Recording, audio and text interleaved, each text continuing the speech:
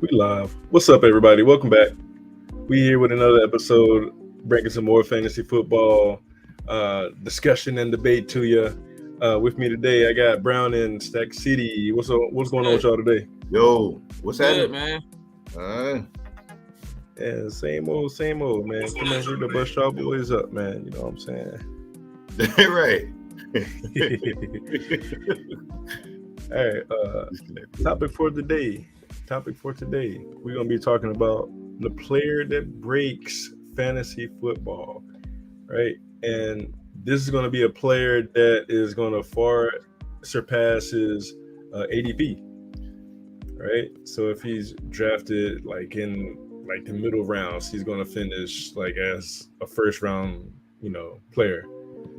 So I had to do a little research. I did some digging, and I went with somebody that I think is going to really shine this year. So, anyone of y'all want to start it off for us? All right. Hold on 1 second. You good? I can start it. Go ahead. Start. Do you want to give a few players or just one player for everybody? Give us your favorite player. Favorite. Okay, the favorite one that I have, because I got a couple. My favorite one is going to be Calvin Ridley. I got Calvin Ridley. Calvin Ridley for who does he play for now? The Jacksonville Jaguars. Got Calvin Ridley for the Jags. With that combination between him and Trevor Lawrence, I got Calvin Ridley going in about the fourth or fifth round right now, and I feel like that is way too late. That man is supposed to be a second round pick. You know what I mean? The way Calvin Ridley has been, at junctures in his career playing with Julio Jones, I feel like he's been a top 5 wide receiver in fantasy. So I know that he can produce. That was with Matt Ryan, who is, a little bit above average quarterback. Now he's going to this Trevor Lawrence kid, and he's about to break fantasy. So I feel like he can definitely reach those heights that you speak of. With the core that he has around him, it's not really any alphas. He got a couple names around him. You got Christian Kirk. Who else they got out there? Maybe is Zay Jones out there? Zay Jones, yeah. They got a couple cats. They got a receiving running back. They got ETN, and they also have Evan Ingram, who he's kind of like a target hog. But Calvin Ridley is an alpha dog. I think he can definitely break fantasy. I think a lot of people forget what he did with the Falcons. And I feel like at this ADP, the only reason his ADP is low like this with a quarterback like that is just because he got suspended for gambling, and that's not an injury, that's a suspension. So he working that whole time. He looks like he's in great shape from what I've seen. So I think Calvin Ridley can definitely, do that. All right, yeah, I think I feel like he's going in like the mid-teens. Mid-teens? Yeah, the mid-teens. That was his like consensus ranking. Let me see. Yeah, Calvin Ridley. Lord have mercy. Oh yeah, he's ranked. His consensus is like wide receiver 18. Right wide now. Receiver 18. Yeah, wide receiver 18. Oh no, that's still a mid-round pick though. Mm-hmm. Yeah. Were you talking about?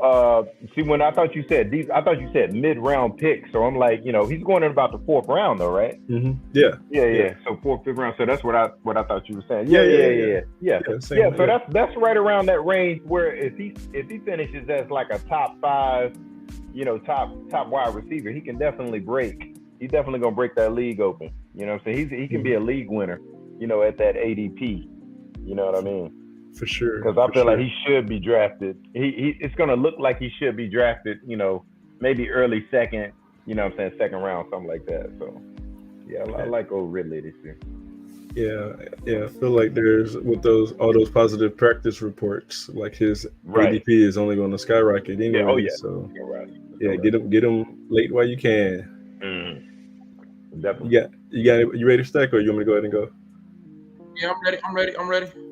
Give us yours. My pick for somebody who's going to outperform the current average draft pick, where they're being picked at. Right now, they're getting picked around the 5th round on average. From what I can tell, around the 5th round, I think they're going to outperform that. They're a second-year player with big play potential. I think they're going now because they haven't consistently done anything yet. This is only their second year, and they didn't get going until the back half of the year last year. And this year they don't have the same QB. I'm gonna go with Christian Watson, man. I think he's going to outperform that. I like his potential. When you 6'5" and you run a 4.34 440 and you have a 39-inch vertical, like that's going somewhere. You know what I mean? I think he's going to be a safety net, like a safe blanket, somebody that can instill confidence. For Love, somebody Love can throw the ball to and be confident with. Like he can throw it up to him. He can throw it underneath routes and Watson can get separation. He can throw it to him in a red zone. I think there's not too much competition at the wide receiver position. That's proven as far as what Green Bay has. No proven competition as far as targets is concerned from the other receivers or from their tight end position. You know what I mean? Their projected tight end is a rookie. They got Romeo out there as well. That's really the only competition for targets. And as well as Aaron Jones. But other than that, like I think Christian Watson can outperform that 5th round EP and be a league for you. I think what he did in back half of the year last year when he really got on and started to go crazy, he might not do that the entire year consistently, but I think that's closer to what he did than the way he started. Right. You know what I mean? Yeah. And I think if you would have actually caught that first go route that he dropped wide open in Greensboro's first in the beginning of the season last year, Oh yeah. I think his season would have gone a little differently. He Right. did have I a think his case of the season would have gone a little dropsies. differently. Rod just went away from him. Yeah, Yeah. it went away. But it wasn't even really a case of dropsies. It was just really that one play. Right. He was wide open. He dropped it. That was 6. He had a couple drops early in the season. I remember But that was the big one though. Yeah. That was Yeah, the that was big a one. walk-in. Like the rest of the drops were excusable. All of them big to Yeah, Aaron the rest of the Rodgers. drops were excusable. Man, that was unexcusable though. That one was unexcusable, and because he was literally wide open, it was 6 points, and like I can make an argument for once. You know, I can't make an argument for that one. Mhm. But all of those are there. There's no wide receiver that's proven that's going to take the reins right off the gate. So he has the opportunity. You can question Love is going to be, a great quarterback or not. But I don't know that you need somebody that's a great quarterback to be able to get it to somebody with the tools that Watson has. You know what I mean? So that's my pick for somebody who's going to outperform their draft position. Watson. Yeah, Watson's a good pick. All the practice reports and stuff have been saying, "Oh man, Romeo Doubs is Love's favorite target and all that." But when like you get under the whistle and the pressure is on you, you gotta go to your most talented guy, man. Right. Christian Watson, he might be Physically talented too. Yeah, Yeah. he might be for Jordan Love. Mm. So yeah, I like it. My guy, and I did a little bit of research. I looked back at last year, compared a few guys, and looked at this year, and I was like, you know what? I like this guy this year, man. I like this guy. Right. And my guy,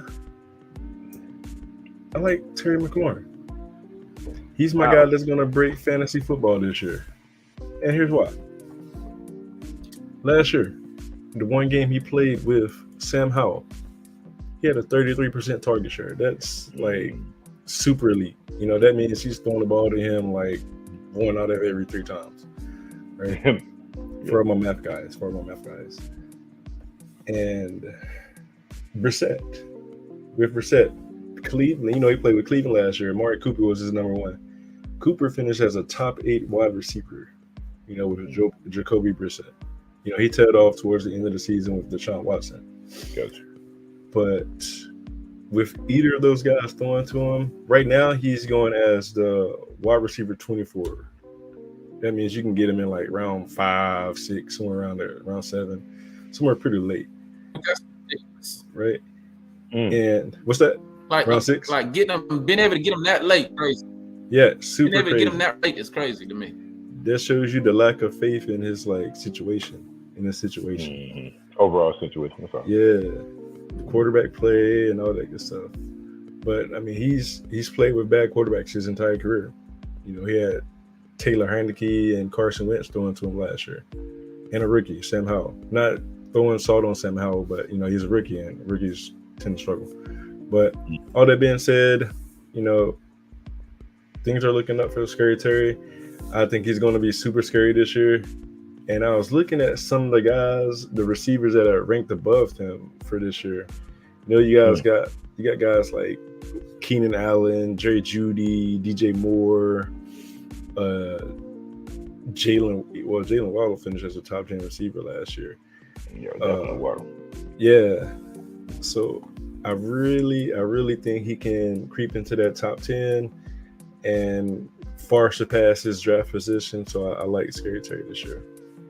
Right. You said you can fit him in top 10.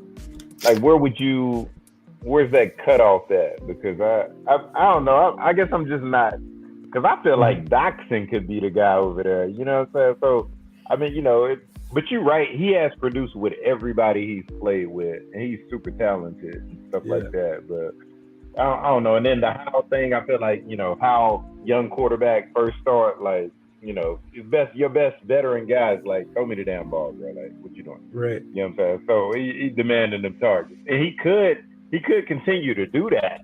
He definitely could continue to do that, but I doubt it'd be at that rate. You know, that is a ridiculous rate.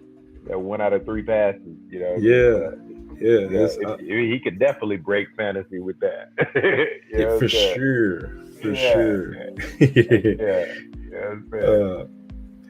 I have to watch them in preseason. I have to see what they look like in preseason, because that's all right there. I didn't know that. Exactly. Like it could be a little misleading. Preseason could be a little misleading. I think we talked about Marquez Callaway last episode with Jameis Winston, 3 for 102, and then regular season. That's true.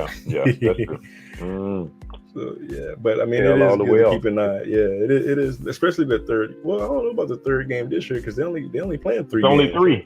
Yeah, it's only 3 games. They're saying that Bryce Young is supposed to start this week. You know, I don't know if he's gonna start, but he probably will start since he's a starter. But he's definitely gonna play this week. He's definitely gonna play. So yeah, they gonna get guys in like first game probably to get those reps. You know what I'm saying? They're gonna get guys in. Yeah, so it's gonna be a little different. This is the first year, I think, with 3 games, man. I want to say it's the first year. It is. Because they got the Hall of Fame game, and then we just got 3 weeks, and then we ramping up for the season. You know what I'm saying? Yeah. But, yeah, it'll be here before you know it, man. Couple more weeks. Right. Super exciting time. Time. Oh yeah. But looking at, like, you're right.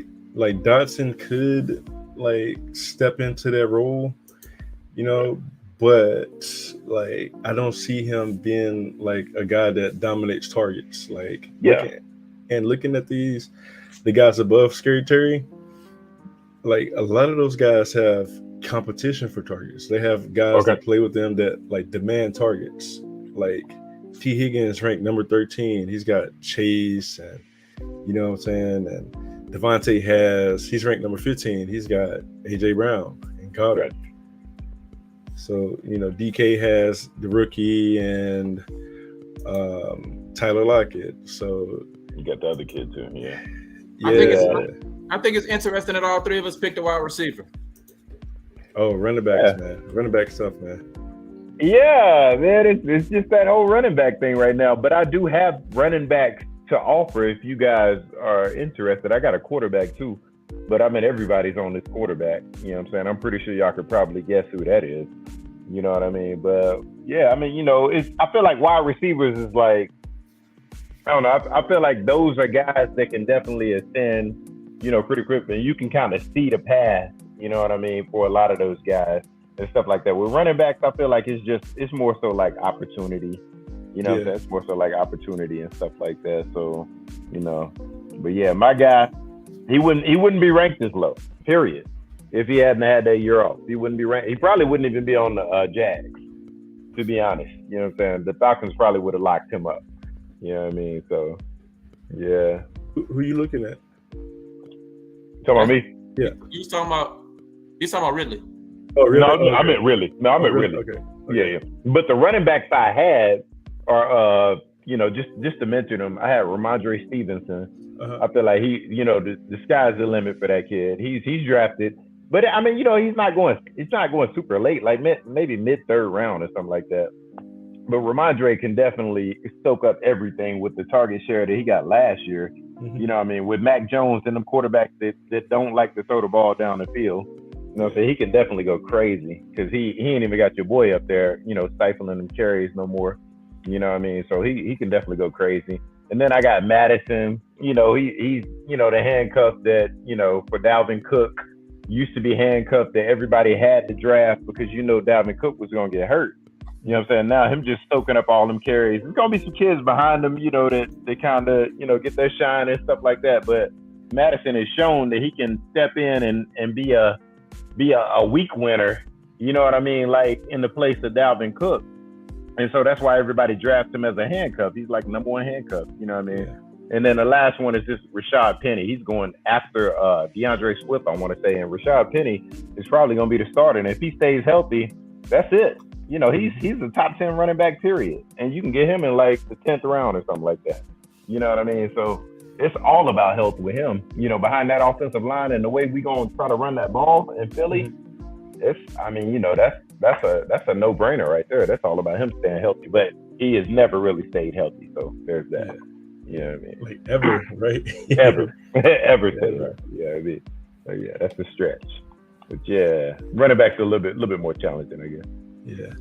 You got anybody want to ask that? If I had to choose a running back, I like David Montgomery. He's had a pretty big year. You know what I mean? Like he's durable. He's played. I think he's played like 5-6 years in the league now, and hadn't really missed too many games. He's moving. He had a down year last year, but he was with a running quarterback. With some other factors at play as well. But new organization. I know he has Gibbs with him now as well, but I think that only helps him as well too.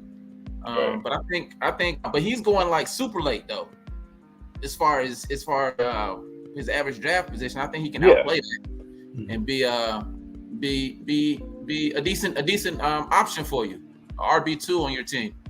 You know what I mean? And have a pretty good year this year. Definitely. Nice. All right, cool.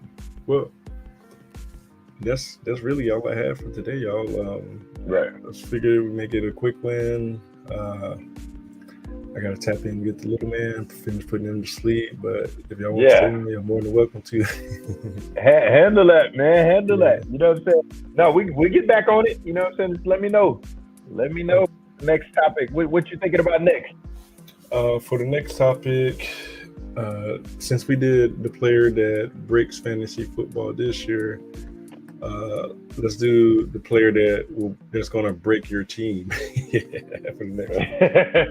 The most overdrafted player? The player that either is going to not overdrafted. Getting drafted too high for what they're going to produce. Yeah. Sure. I got you. That'll work. That'll be a super fun one. So just to recap, my pick was Terry McLaurin. Stack City went with Christian Watson from the Packers. And Steve went with Calvin Ridley from the Jaguars. You go Friday. Oh, Friday. Come on in here, big dog. What you got? Who you got? What's up, Friday? I have a bunch of takes. Some of which have already been taken.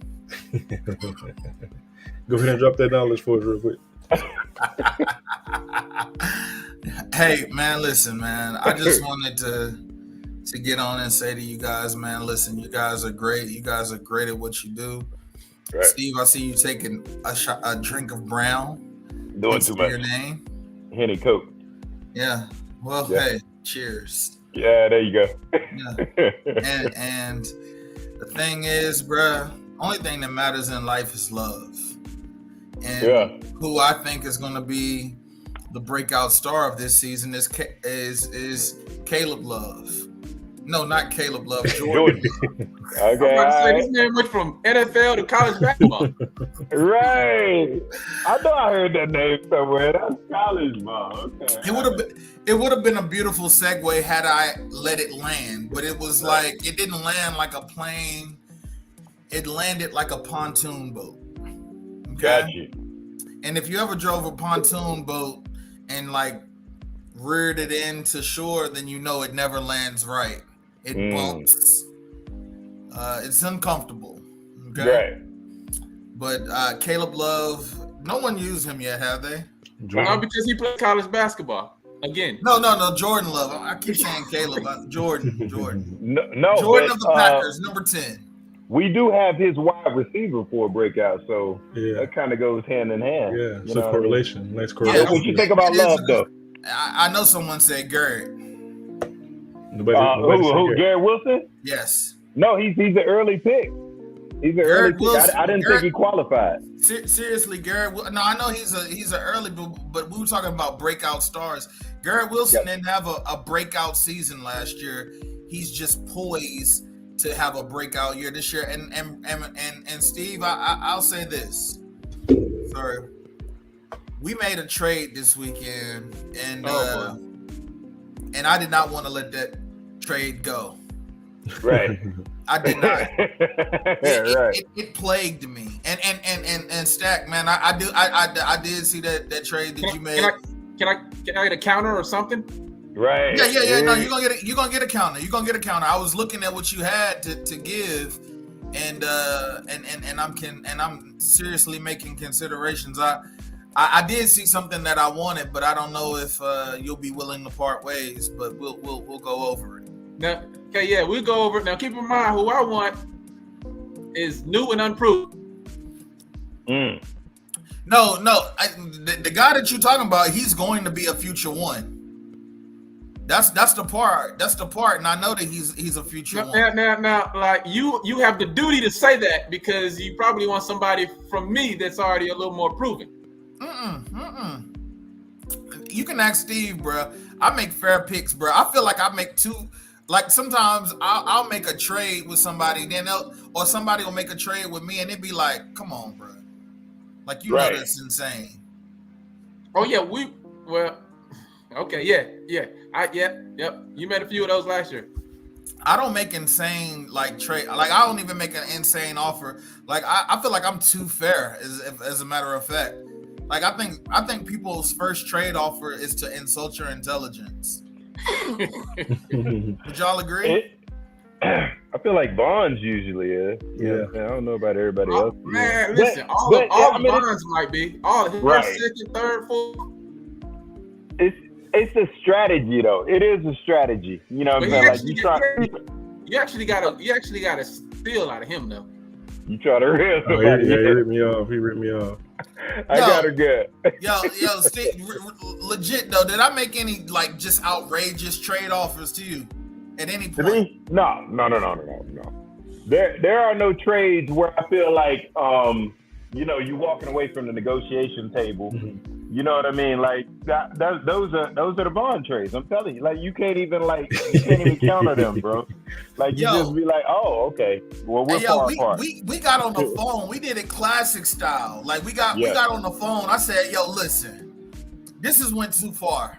This went way too far. Is this like, when you accidentally called me? That's when I accidentally called you.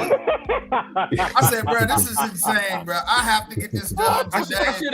I should have kept you on the phone and negotiated our situation right then and there. Because that would have been a good tactic. My real life mindset is this don't get done today. I'm going into the season like this, and I didn't care. Right. I drew the proverbial line in the sand. Hey, okay?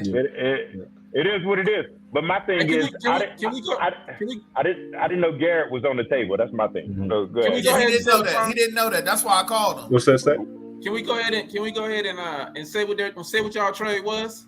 You know what I mean? Yeah. Oh, okay. So it was. You got it. You want to take the honors? Or you Oh, yeah, want me to y'all do the honor. I wasn't involved. All right. Let's walk them through the process of the thought process of it. But before y'all get started though, I'm gonna go ahead and stop the stream. I gotta go get little man. So y'all can stay on, but I just have to stop the stream because I gotta go. Okay. All right, I'm gonna stop it. All right, appreciate you guys. Trying to catch you on the next one. Peace.